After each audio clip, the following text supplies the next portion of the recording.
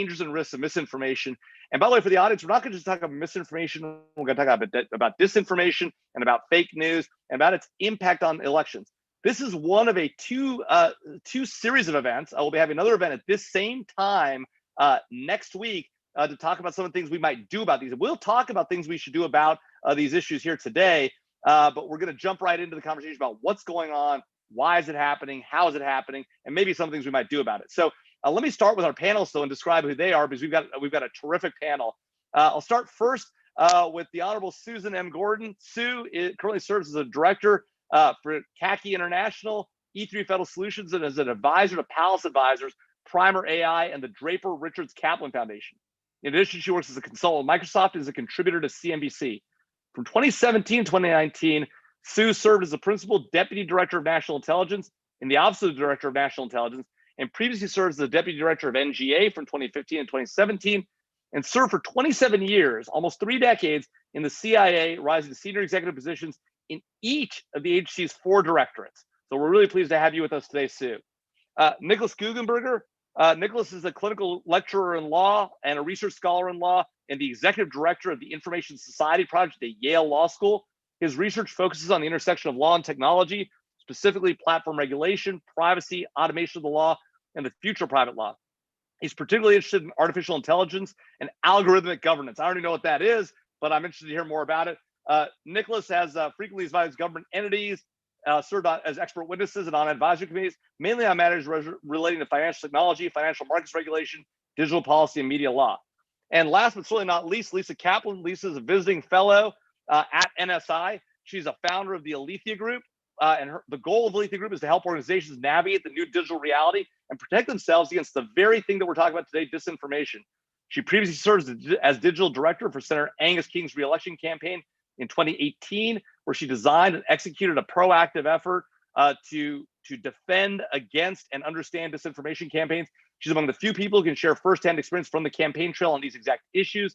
She previously worked as a consultant with PricewaterhouseCoopers, the U.S. Department of State, and served as an aide in the U.S. Senate. So great to have you all here with us. Sue, Nicholas, Lisa, what an awesome group to talk about trolls and polls and disinformation. So let's just jump right in, if y'all don't mind, into the conversation. Look, I think the key thing that I've sort of thought about is, ever since the 2016 elections, we've all talked about, fake news and disinformation and misinformation and the role it's played in undermining our confidence in the election system, the results of the election, our elected leaders, the rule of law institutions, the FBI, the DOJ, the intelligence community. I'll start with you, Sue, because you were there, in ODNI during the 2016 election. How big a role do you think that fake news, misinformation, disinformation really played in the 2016 elections? I'm going to say less than in 2020. You think so? So your view is that it's going to be worse this year than it was 4 years ago, and it was pretty bad 4 years ago. Let's be candid. Yeah, no, it was. Listen, there is no doubt that particularly Russia was actively working to influence / interfere, and we're intelligence officers, so we have arcane distinctions between those two. Interferences in the election infrastructure itself, influences in trying to shape the opinion. So we have good data on that. I don't think there's anything that's happened over time that makes us look back at the 2016 assessment and say that we didn't have that right. And it was purposeful, and it was directed from the top, and it was pretty broad spectrum. I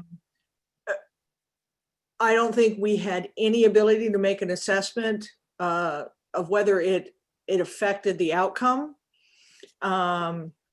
But it was almost that first foray that was big enough for us to see it.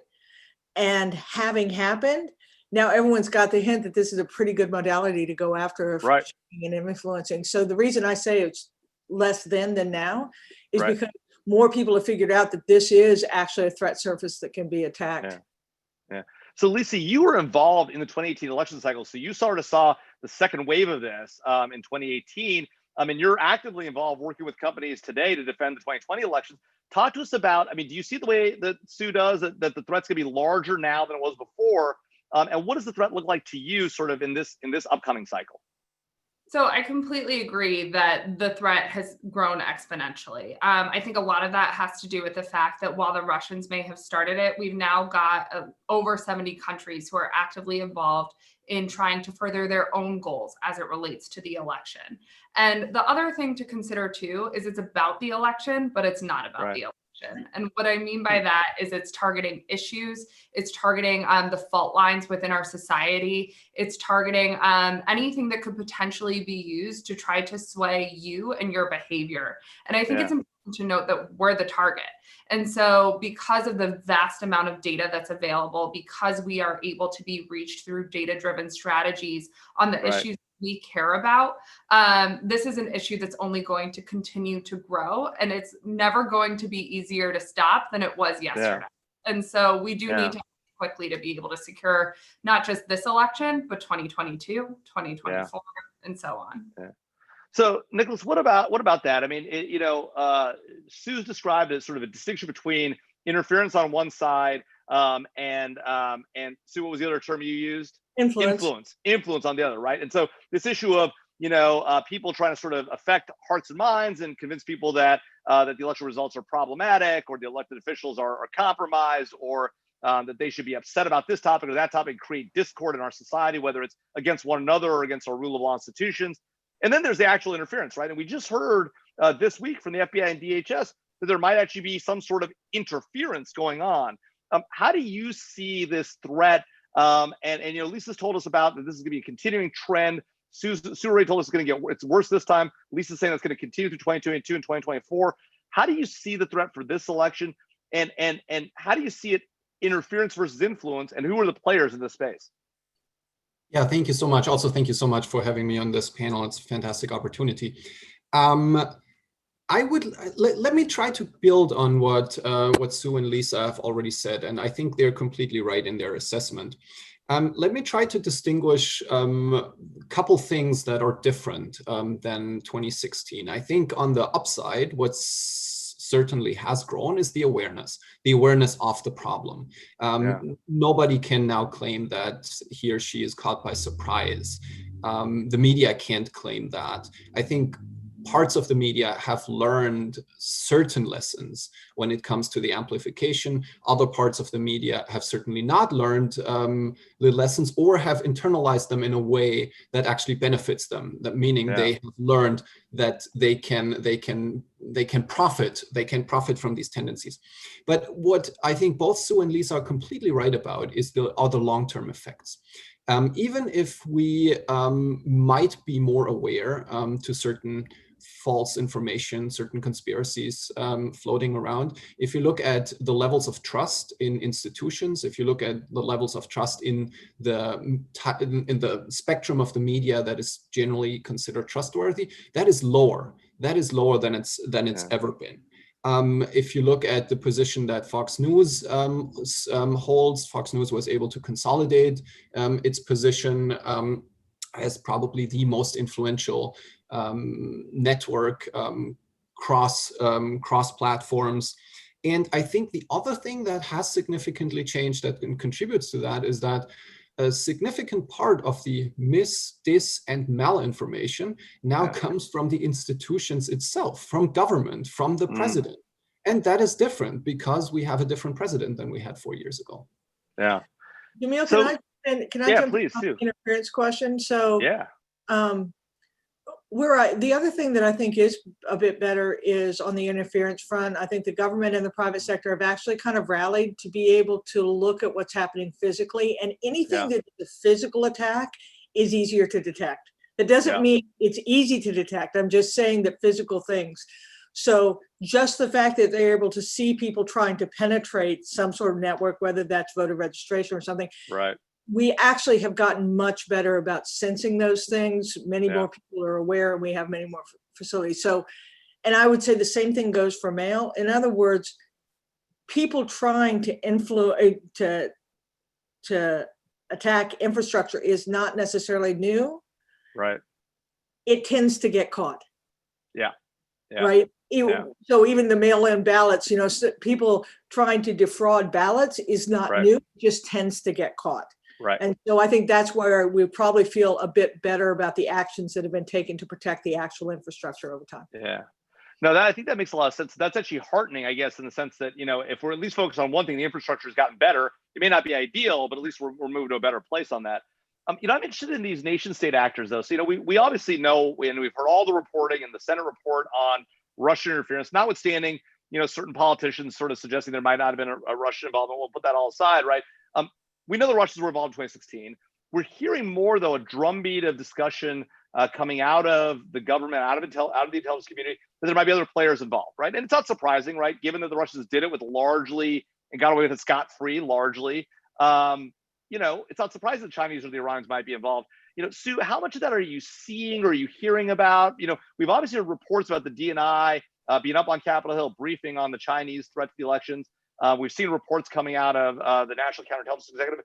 Is that a real thing? Because there's been a lot of criticism saying, well, this is just politicians trying to divert attention from the Russian efforts, right? Yeah, exactly. What's going on here? Okay, so just remember, and I think Lisa said this really well, the digital environment is something that your competitors and adversaries use to affect their interests. Yeah. Right. You have to keep in mind that it's their interests. And so, man, once this threat surface is exposed, you're going to see Russia trying to affect their interests. They may be using the elections, but their interest is to undermine democracy.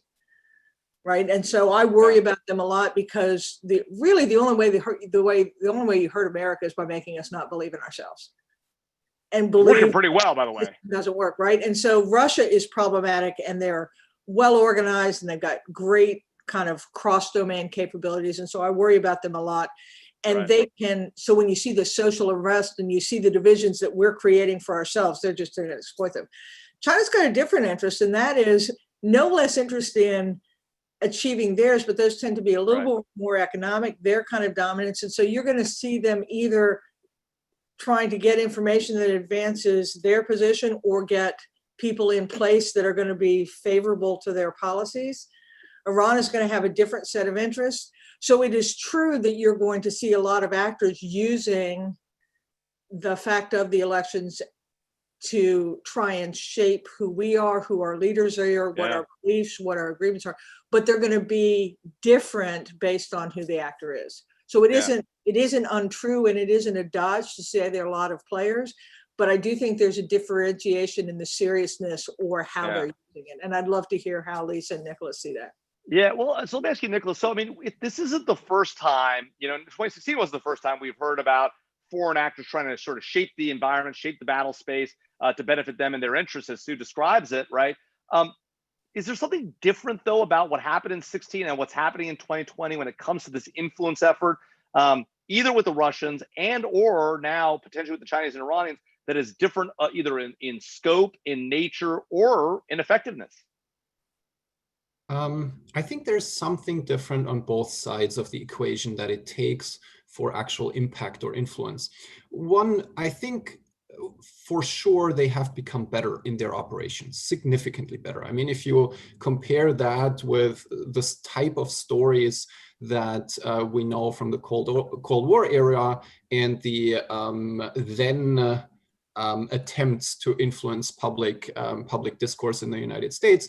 If you put that side by side, the old efforts were sort of ridiculous. And what we have seen is they have gotten much better. They have invested both in terms of technological capacity, but also in terms of intelligence as it relates to how you can actually shape discourse, who you have to address, in what situation do you have to address people, and what kind of message do you feed them. I think that is something that has significantly changed. But I think what also has changed is the receptiveness of the country, meaning the receptiveness of voters for those kinds of things. We know from other examples, such as targeted advertising, that you might react to a message completely different depending on what situation and what circumstances you are in at the moment at which you receive that message.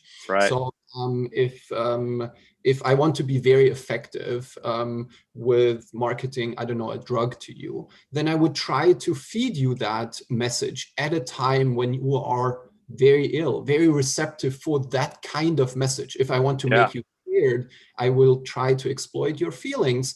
And what do I need for that? I need to know about your feelings, and then I can be more effective. Now, if we stick with that and try to think about, well, what is the most receptive nature of a society to absorb these kinds of false messages, this kind of disinformation? Well, it is a very polarized society, for example.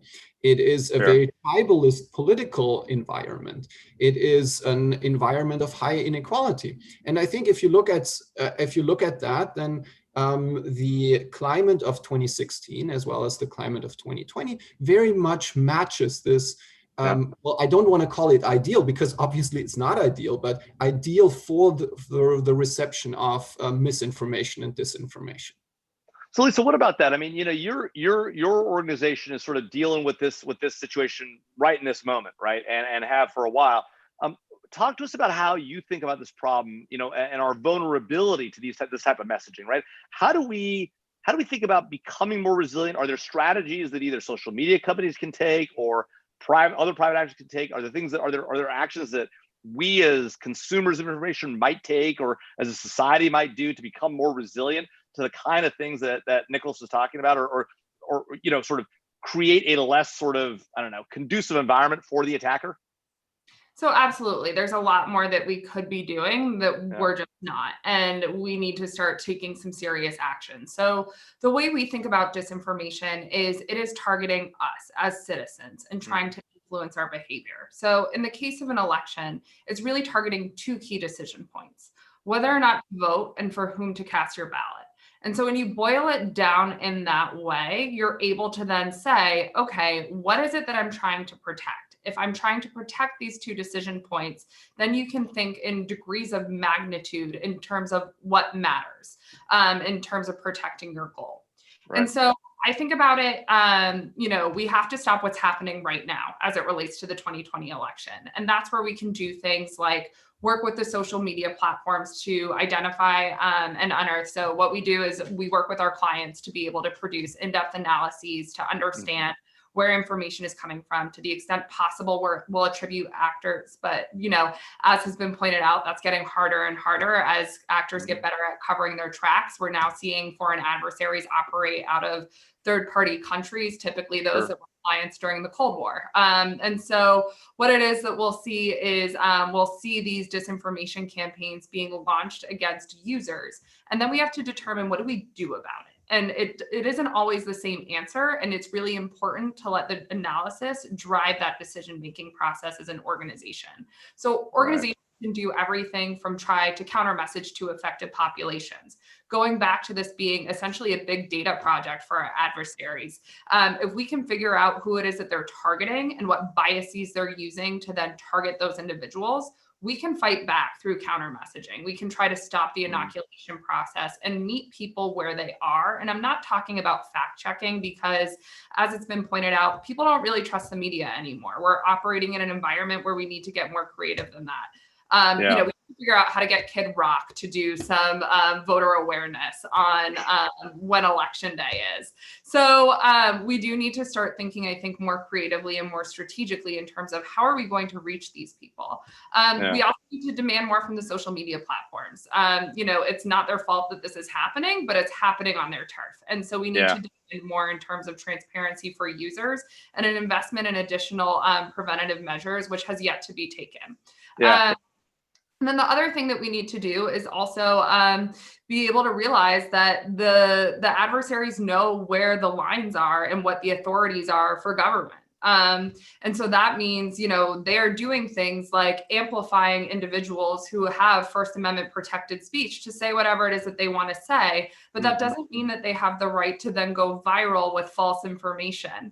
And, we've seen some steps about some social media platforms are trying to take steps to address this. But my question is always, why are you trying to take steps in October when you've known this is coming for the last 4 years? Right. As users, there's a lot we can do to protect ourselves as well. So if we know that disinformation is targeting us, that means we are empowered to not let it. And so if we Yeah. can think critically, if we can understand that if a story that we're being shown from a random blogger from a URL we've never seen before, maybe we should trust that less than what's gone through editorial review.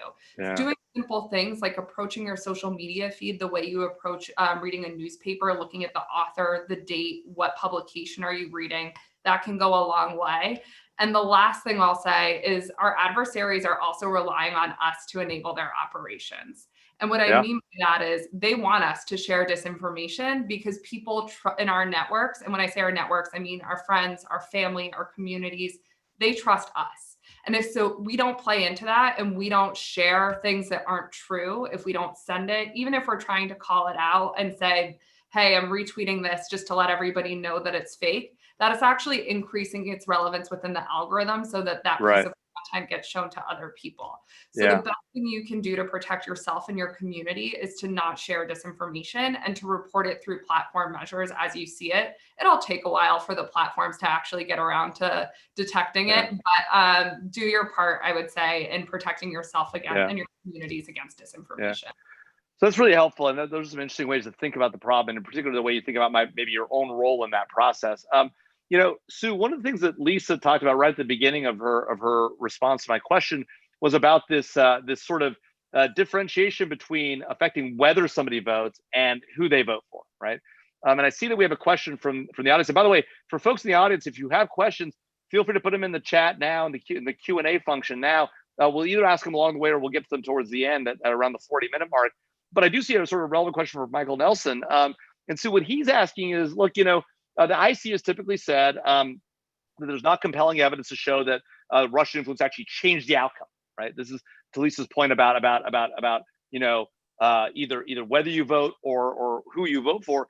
But what Michael points out is that Kathleen Hall Jamieson, who's at University of Pennsylvania, has done a study, cited by Jane Mayer in the New Yorker, which suggests that actually there was vote suppression by Russian disinformation that drove turnout down, perhaps amongst minority communities, and that may have changed the results of the election. Have you looked at this question at all, and do you have any thoughts on this topic? Either whether it's about specifically Kathleen Hall Jamieson and her view of this, or more generally about the sort of distinction between whether you vote and who you vote for? Yeah, so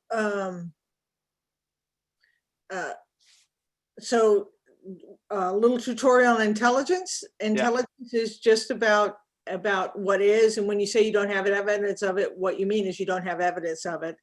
Typically, it isn't the job of the intelligence community to determine the legitimacy of an election or not. So when the IC says that, it's saying exactly what it said. I do think it turns out to be problematic to look at something after the fact and then go look for evidence backwards. We see this all the time. If you remember the Under bomber and all those, so many intelligence failures are so obvious failures when you know something has occurred and then you go backwards and look for it. I do think that kind of study is really important. Yeah. Because we really do have to understand all the mechanisms that are changing the expected distribution of how voting happens. You don't want it to be disproportionately shaped. My question would be, I think it would be really hard to determine that it was the Russian influence and not other people who are trying to do different kinds of voter suppression. And that's one of the challenges the intelligence community always has when it tries to make that assessment. There are so many other factors. How do you net them out and decide which one? So I'm all for the continued study. I do think it is hard to look backwards and decide that something happened that changed it, because there could be so many factors that went into it, not just foreign actors. Right. But that kind of work to look at what is artificially changing what would be naturally occurring is an important element of what we're trying to distinguish. Right. So and how to distinguish between what might have otherwise happened and what happened as a result of the influence, right? That's the challenge. Right. And so that's what's so interesting about this whole misinformation, disinformation. It's not what's good and bad, what's right and wrong. It's about what's naturally occurring and not naturally occurring. Right. What is shaped and influenced. Yeah. On a related point, Nicholas, Katie Flynn asks about a point that Lisa was raising about what the platforms are doing. How does the refusal by Twitter and Facebook to allow factual information, for example, from the New York Post, I presume that Katie's talking about the Biden story, how does that sort of lead to distrust of the media? We know from a Gallup poll in late September that upwards of 60% of our population, doesn't trust the media, right? So 27% trust the media not very much, and 33% of the American public trust the media not at all. And I'm talking about mass media, but still an astounding number. To your point about Fox News, right? Does efforts that are ostensibly well-intentioned, I know there are people who don't believe they're well-intentioned, right? But ostensibly well-intentioned to try and address disinformation. How might those efforts undermine actually their effort by silencing voices that people actually want to hear and think are legitimate? Yeah, that's a fantastic point, and it's incredibly hard to try to balance these two because on the one hand you have a clear effect, which is you stop or at least slow the spread of certain messages, meaning that I think the Twitter's actions as well as Facebook's actions with respect to this specific piece of our information, meaning this New York Post article, might well have slowed down the spread, and especially might have slowed down the spread of that information to people who are not in the core of certain conspiracy corners of the internet. Because I think it is important to distinguish. And for the sake of simplicity, let's just look at like two different groups of people. You have one group of people who is very, very deep into certain circles that circulate specifically false information. They don't necessarily rely on Facebook or Twitter. They have their channels that Facebook and Twitter will never be able to shut down. Right. Either they use other platforms, or they use private groups, or they use 4chan, 8chan, all that. Right. All whatever they use. So those will not be affected. Now there's a different set of people that might have certain connections into these circles, but largely operates outside of these circles. They might generally be on Facebook, but they might have a couple of friends that maybe are at the borderline to this first group that I described. And they are not like on 4chan. They are not in highly problematic WhatsApp groups and so on. They don't necessarily pass that on in a secretive manner. Those are the ones that are affected by the slowdown of the spread of certain messages. Now, this is, I think, the mechanism by which these actions can sort of positively influence the overall discourse. Now, you asked about whether that does generally fuel the distrust in media, intermediaries more generally. And I think, again, you can sort of distinguish between these groups. So you have the core group. They will certainly trust the media and intermediaries even less. But then again, are they even reachable? Like, did they trust the media and the intermediaries before? And there I'd probably say, well, no, they have started at zero and they'll end up at zero. This other group, there it very much will depend on whether or not they just don't reach whether that message simply doesn't reach them. And if it doesn't reach them at all, then their trust in media will probably be not affected any further. But if they now are exposed to a feedback loop, let's say a president that then complains about the bias against him, of course, that is a mechanism by which you potentially see further distrust of the media. But then again, this will occur irrespective of what you do. Because there is no way to be so-called neutral. If you allow messages to spread, that also affects the trust in media, because then you'll have people saying, well, see, these are the companies that distribute these kinds of news. If the New York Times has a certain headline that doesn't call out false information, then you'll have a bunch of people saying that, well, the New York Times itself is less trustworthy because they don't call out that kind of information. And so I don't think there's a neutral way that's kind of that avoids that kind of feedback loop. Well, Lisa, how do we deal with this sort of problem? Because Nicholas makes some good points, right? But he makes the point that, look, maybe the message doesn't get to the sort of, let's talk about only the audience that we care about, right? Let's put aside sort of the extremes, say they're unreachable, right? Just take sort of the middle ground, right? It's still a pretty small middle ground, given that 60% of the American public distrust the mass media, right? But take that middle group and say, okay, we want to reach those people, and they're sort of gettable, right? Even if they're gettable, if they don't get this messaging, right, they might hear the messaging. Oh, well, the reason you didn't get that messaging was Twitter and Facebook are biased, right? I mean, there is this view out there, right, that the reason why Twitter and Facebook didn't put the New York Post story out there is not because they were trying to control disinformation, but because they don't like conservatives, right? Or they don't like conservative viewpoints, and they're trying to protect Hunter Biden or whatever it is, right? There's one of our questions. J.C. Hers asks about the dueling conspiracy theories. What about sort of Sheldon Whitehouse's conspiracy theory about Amy Coney Barrett and dark money, and Ted Cruz's rebuttal, right? I mean, do we worry that that these platforms, which are supposed to be these bastions of free speech, and they're sort of the technology equivalent of the the park, right? And maybe they're not. Maybe that's part of the problem, right? But if they are that, how do we solve this problem? Is there a solution, or is this just unsolvable? And no matter what you do, these companies, they're damned if they do and damned if they don't. Yeah, it's a great question. And so I think a couple of things. So first of all, I think there is no problem that we can't solve. So I think the idea that we can't do anything it just doesn't. The question is, what do we do? Not of all of the many things we could be doing. And so I think a couple of things. So first of all, I want everybody to take a minute to think about their own social media algorithms. I'm going to use myself as an example. I pride myself on being painfully moderate. The only thing that shows up in my Twitter feed is like the New York Times and the Wall Street Journal. That's all I see organically. That being said, I never see Fox News. I never see the Huffington Post. I see it when I'm doing my research for work, but those algorithms mean something. There are entire echo chambers that I would not organically see if I weren't seeking them out. And that is not the public square. That is not the reality of your geographical community. So I think we need to take that into consideration when we talk about the algorithms, because if we know that fact checking doesn't work, okay, well, the social media platforms have already tagged and identified the biases of all of these different news sources. Right. Why should they be organically scrambled in your feeds? And those are the types of questions that I think we need to start asking when it comes to transparency into the algorithms. I also think we need to start really putting this into context, right?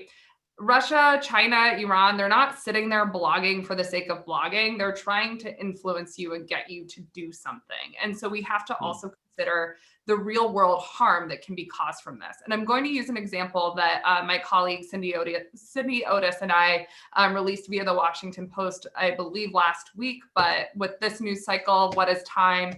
And so we took a look at the militias that were operating in Michigan and how they were organizing online. And so I think we need to talk about this with the algorithms too, because the algorithms are great let's say you are somebody who notices you like houseplants, you post a lot of pictures of being outside and nature. And so all of a sudden you're being recommended these like local meetup groups to find people who want to go hiking. That's great. What happens if you are somebody who is biased to white supremacy, you may show some signs of neo-Nazism, and you like your local militia Facebook page, and then all of a sudden you're being algorithmically recommended to connect with other militia groups? That's concerning. There's a big or ISIS. Yeah, or ISIS. It's the same exact thing. And that's what we're seeing here at home. So I really can't stress this enough that these platforms are in fact enabling, a lot of good, but they're also enabling things that we as Americans do not value, like violent militia groups seeking to kidnap a governor. Those are things that are just frankly, un-American, and we need to start demanding the technology platforms that will enable us to connect with one another, especially in times like today during the pandemic where we can't all be together, but do so in such a way that is actually reflective of the democratic ideals that these platforms, purport to uphold and believe in. And so I don't think that we can keep throwing up our hands and saying this is a technical issue, it's too complicated, because there's a lot that we can be doing. Yeah. Well, so Sue, what about that? I mean, I wonder whether we're expecting too much of these technology companies, right? Like, how are they supposed to decide? And frankly, do we want them deciding what's true, what's not true, what groups we like as a society, what groups we don't like? We don't like ISIS, we don't like white supremacists and militias, but liberal Democrats, conservative Republicans, that's okay, right? Where are how should we one, is that expecting too much of these companies? Two, should they have that role? And is it fair to put them in that role? I realize it's a lot to ask as somebody who just came, who came out of the government not so long ago. But I mean, that is sort of where the government's headed. We've sort of shifted that role to somebody else. Is that their job? Should it be their job, Sue? Oh, you're on mute. I just gave the most brilliant answer, and I can't. I know, it's so great. We missed it. Let's see. That was a seriously multi-part question. So I don't think we can put the genie back in the bottle about the government being the sole arbiter, the sole controller of good, bad, or not safety, right?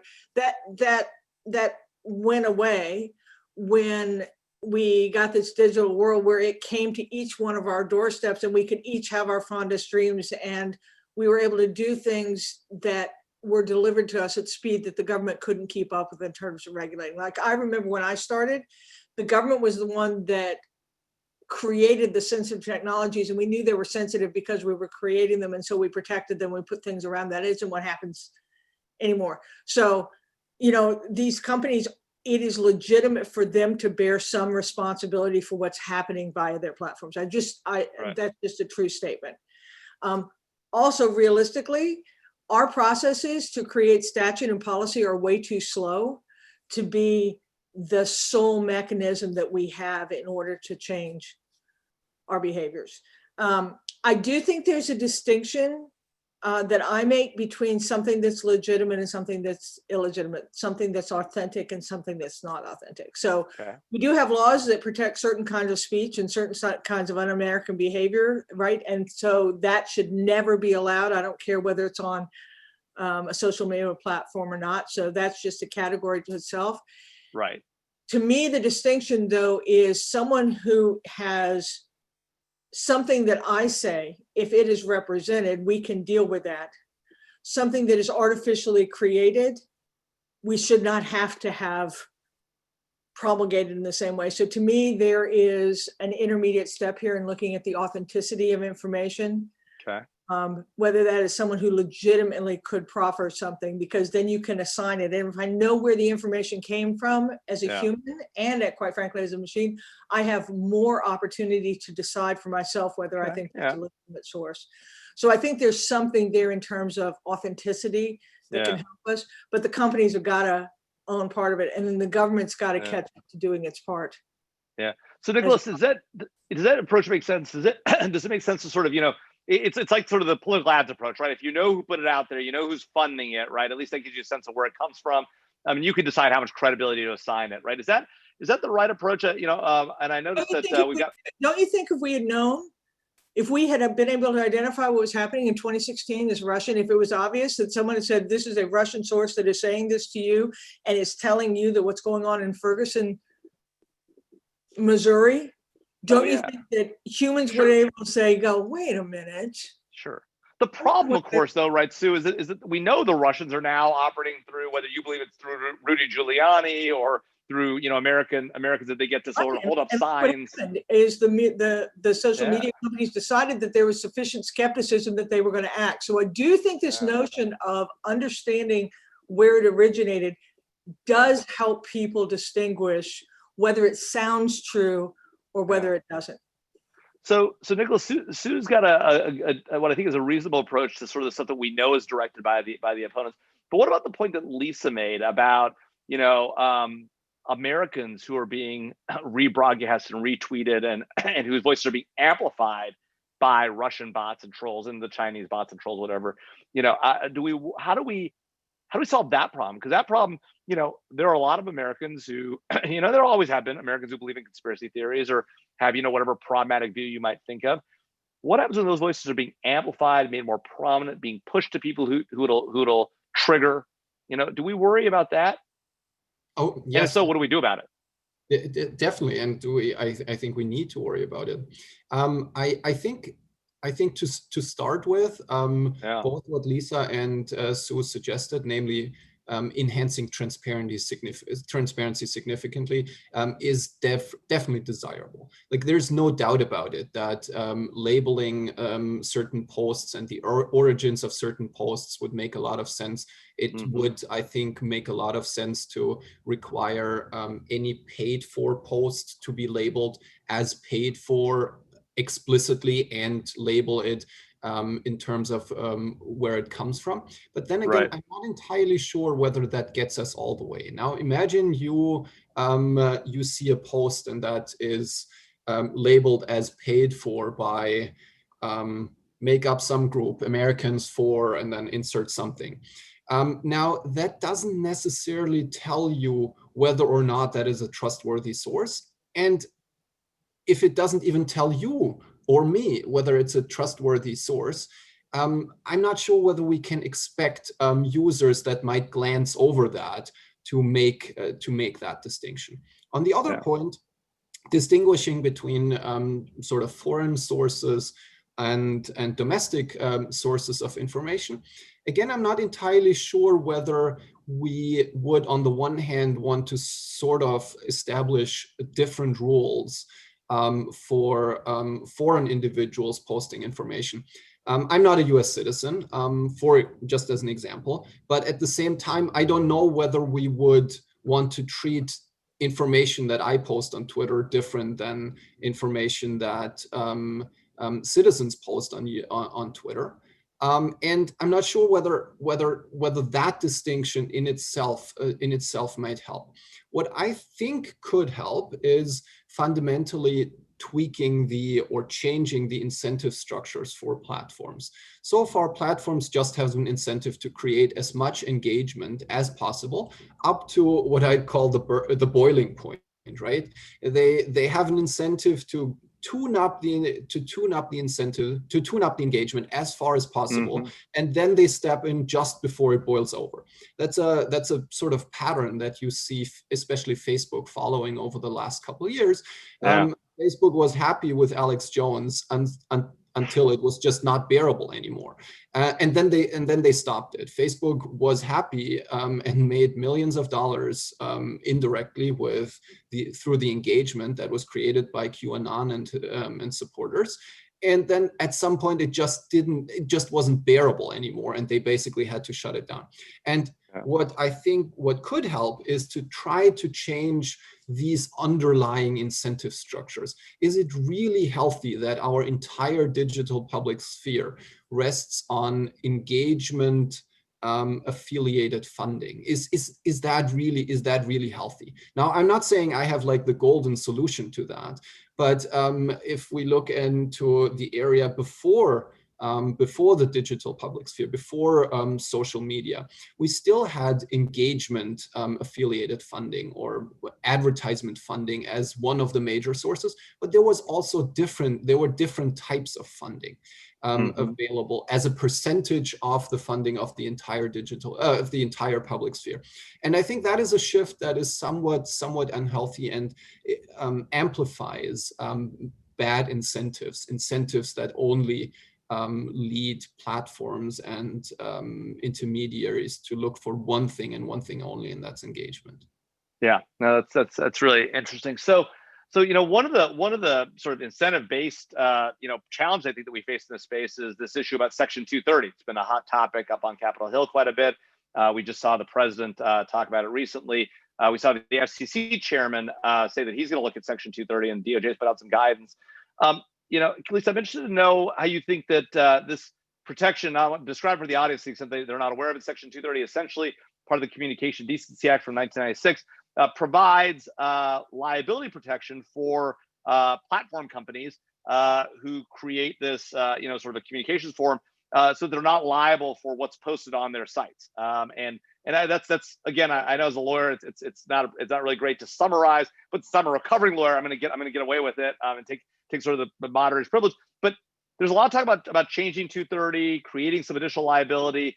One of our questioners, Kelly Casolas, asks, how does that play in here? Do you think that Congress should take action to amend it?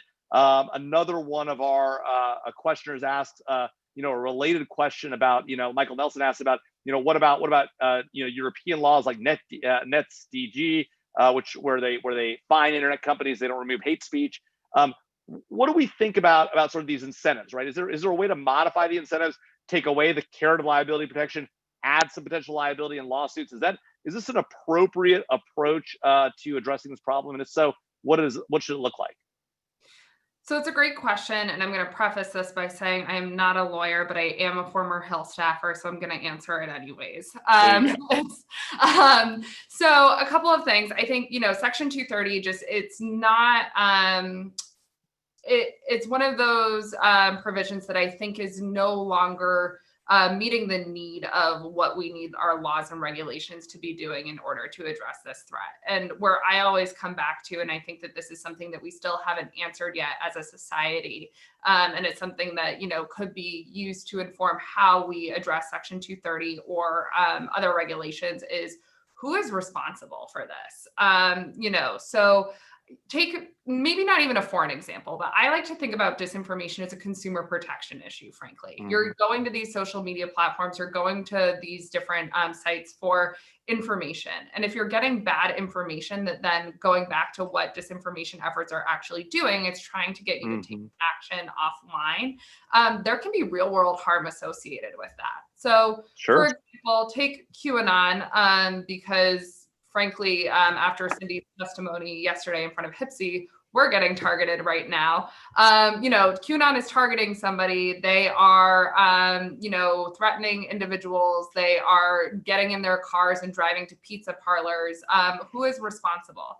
Who is responsible for that level of organization? Who is responsible for the child who maybe sees a video telling them to take a certain, do a craft video that's not safe, is something that we've seen different disinformation outfits do in order to target children.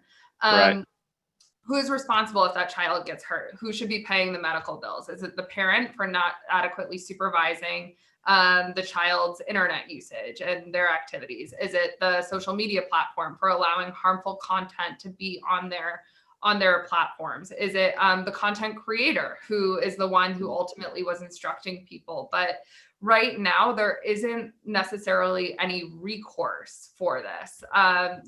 Who you flag it for the platforms if it's found to be policy violating. And keep in mind that the policies are all different from platform to platform, and they're not enforced instantly. Then it'll come down. But if I'm a bad guy, I just make more accounts. Like, no big deal. Like, you're kind of doing this in perpetuity anyway, building these networks that can disseminate false information or information that's just going to ultimately be favorable to your goal.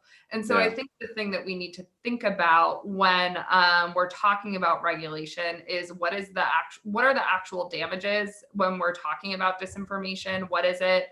How do you measure the outcome of damages when it's an election or versus somebody being hurt versus an act of violence, or in worst cases, loss of life?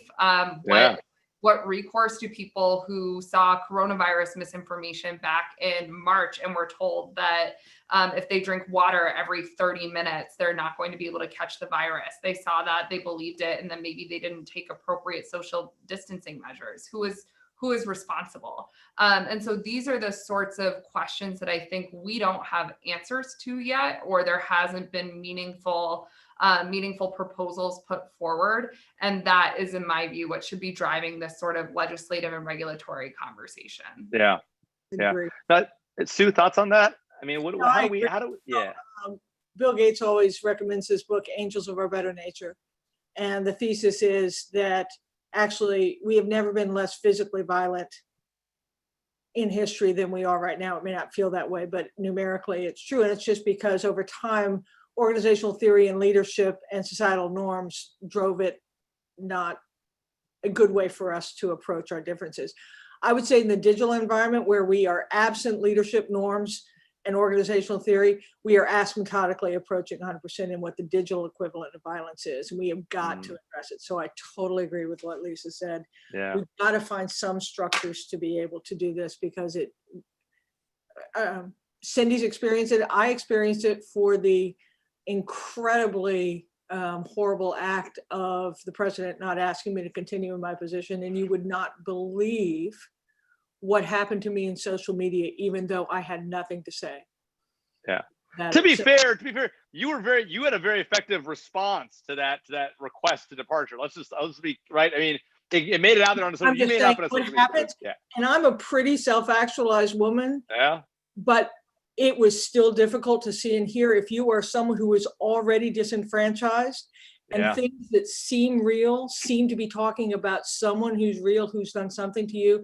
We've got to do something societally about this. I couldn't agree more with what Lisa said. And how do we, and Sue and Lisa, how do we do that, right? I mean, do we set standards? Do we set rules? I mean, is the government really capable? I mean, does this have to come up from the ground up? Does that have to be a societal groundswell? Like, how does this problem get solved? I mean, are we sort of this is almost sort of the wrong analogy, but are we at a Me Too moment for society on these type of issues? I mean, how do we address these things? This is simplistic and I don't know how to do it, but I would say is there are societal norms back in the day that we thought we were a society. And what you have to do is then take those norms and instantiate them in a digital environment, work through what it is. You're not escalating government privilege. We don't want to escalate government privilege. We've done that before, and that is not who we want to be. We don't want to become authoritarian. But you do have to say what is our rule of law, what are our norms, and how do you now put that into a digital environment? And it's going to look different than the rules and norms look like in a physical world, but I still believe we can do it. Yeah. And we Lisa, got it. thoughts? Yeah, Lisa, thoughts on that? So I just have one more kind of framing thing to mention. So we know that disinformation primarily targets minorities, women, the disabled, et cetera. And so, or persons with disabilities, excuse me. And so it's Lisa, can I ask a question there? Is it targets or effects or both? I think both. So we know that it targets women specifically. We've seen that through a lot of research. Danielle Citron, she's been looking at this since Gamergate. She is one of the most brilliant thinkers on how do we protect individuals online. But I think this is an issue where it disproportionately targets women. It disproportionately targets people of color. We know that the African-American community, that the Latino community were disproportionately targeted when it comes to 2016 election interference. Like, these are just things that we know. And so I think we need to take that into consideration as well. If we're really trying to create an internet that is safe for everyone to use, to be able to connect, if it's not safe for everyone, that's something that we need to consider as well. Are we all able to enjoy the same rights? And then I think the other piece is, and we do this, but it's who do you call? Like now, if like your image is being circulated on QAnon message boards, who do you call? Because that's the precursor to what's happening. And like, that's what I've been dealing with all morning. And it's just, those are the types of things that I think we need to keep in mind when we're drafting this legislation is we're trying to make it so that we're trying to really balance a couple of things. We're trying to balance privacy, with security, with freedom of expression, with the ability to connect. And it's going to be hard to get the right mix. But the nice thing is that these can be dynamic solutions. We have to start somewhere, because right now, this continued period of inaction has made it so that the social media platforms are in effect writing their own rules, like arbitrating against their own rules, and then enforcing whatever punishments there are, or whether or not there is a punishment. Deplatforming only goes so far. So I think that's what we have to be thinking about. Yeah. So Nicholas, what about one of our commenters, one of our questioners asked about this point made by Sophie Zhang, a former Facebook data scientist, right? That she had seen a lot of attempts by foreign national governments to abuse the Facebook platform to mislead their own citizens. She's personally made decisions to enforce that have affected national presidents, taken action to enforce against so many prominent politicians she lost count. I mean, what about that? I mean, what about the fact that these platforms are making big decisions that are hard? And another one of our questioners asked about, Kelly Cusolas asked about this handing of election day. There's going to be a huge increase in mail-in ballots, right? We're not sure we're going to know the winner by November 4th, right? Are there worries that this could lead to post-election violence? So it's sort of a combination of what role are we concerned the platforms are playing an oversized role, and then what about overall media's role in addressing the potential threat post-election of potential violence? Yeah, those are great points. And factually speaking, there's no doubt that tech platforms have assumed a huge role in public discourse. Facebook is clearly the leading force in that, but Twitter also has significant sway over public discourse in general.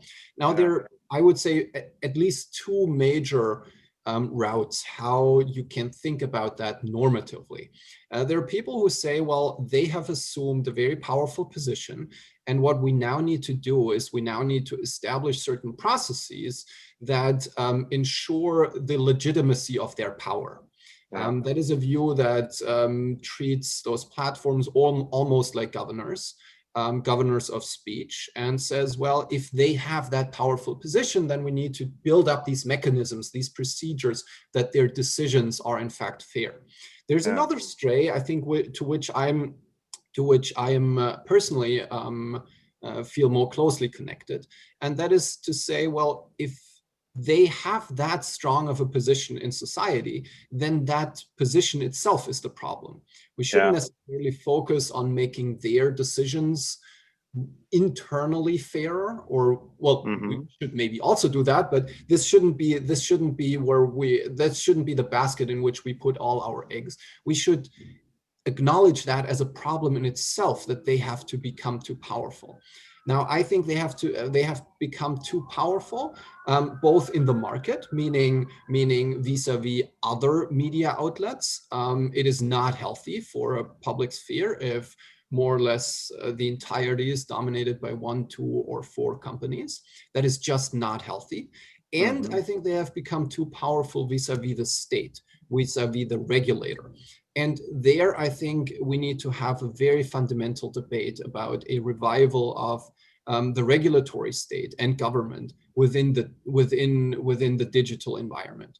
If you look back to where that basically started, that started with the endorsement or the sole endorsement of the private sector to lead. That was under the sort of quoting Bill Clinton here on his rules on e-governance in the 1990s. And that worked well for a while. Why did that work well? Because you had a dynamic, striving market with lots of alternatives, not with single players that dominated the entirety of public discourse. That has changed. We see incredible levels of concentration among platforms. And these concentrations have led to shifts of power, concentrations of private power. And I think that is something that needs to be fundamentally addressed and rebalanced. Yeah. Well, I think we've got time for probably one more question, so I'll leave it with you, Sue. You'll get the last word. So Paul Drury, one of our questioners, asks whether the State Department Global Engagement Center was currently responsible for leading U.S. government response to state and non-state propaganda. Is that the right place for the mission? Is the State Department the right place? And is that office the right place for this mission in the U.S. government? It is a place, right? It is certainly that. No, so if you believe that this is not a unilateral U.S. position, and there is a huge role for having free and open societies have this conversation, because I will tell you, amongst our allies and partners, this same concern is amplified many times over, because they have smaller populations that are more susceptible, and it's a real common concern. So I think from the perspective of unifying like-minded people against a common problem, because it isn't just unique to us, it's a place. It is not the only place, because you just have so many other issues that are private sector based and the solution space we need, but it is a place. Fair. Well, listen, Sue, thanks so much for coming. Lisa, Nicholas, so great to have you guys. Thank you to the National Security Law Journal and the International Law Journal for your support of this program. I note that we have another event again next week, same time, 12 Eastern, where we'll be talking about more solutions to the problem. And to Mohammed Dani's question about whether NSI has a program in the media to help understand some of this context, we do have media programs where we try to engage with the media and bring our national security experts to them. So not necessarily in this exact space, but a lot of these similar issues. So thanks to all of you for all your being here. Thank you again, NSLJ and ILJ, and we'll see you all next week at noon. Thanks, everybody. Thank you. Thank you. Great job, Lisa. Great job, Nicholas. Thanks, Jamil. Thank you. Thank It was you. a pleasure discussing with you. And Jamil, thank you so much for having us.